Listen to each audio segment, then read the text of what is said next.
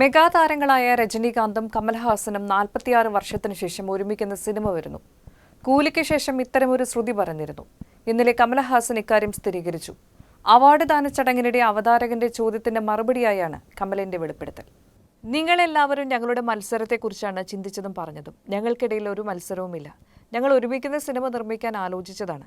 ഇപ്പോൾ അത് സംഭവിക്കാൻ പോകുന്നു എന്ന് കമൽ പറഞ്ഞപ്പോൾ കരഘോഷത്തോടെയാണ് സദസ്സ് അതിനെ സ്വീകരിച്ചത്.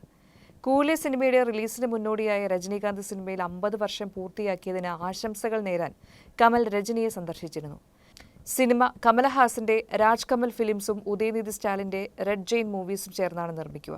അടുത്ത വർഷം ആരംഭിക്കുന്ന ചിത്രം ലോകേഷ് കനകരാജ് സംവിധാനം ചെയ്യുമെന്നാണ് സൂചന. 1975-ൽ കെ ബാലചന്ദ്ര സംവിധാനം ചെയ്ത അപൂർവ രാഗങ്ങളിലാണ് രജനിയും കമലും ആദ്യമായി ഒന്നിച്ചത്. രജനിയുടെ ആദ്യ ചിത്രമായിരുന്നു അത്. പിന്നീട് മൂன்று മുടിച്ചു, 16 വയതിനിലെ, നിനേതാലേ, ഇനിക്കും തുടങ്ങി നിരവധി ചിത്രങ്ങളിൽ അവർ ഒന്നിച്ച് പ്രവർത്തിച്ചു.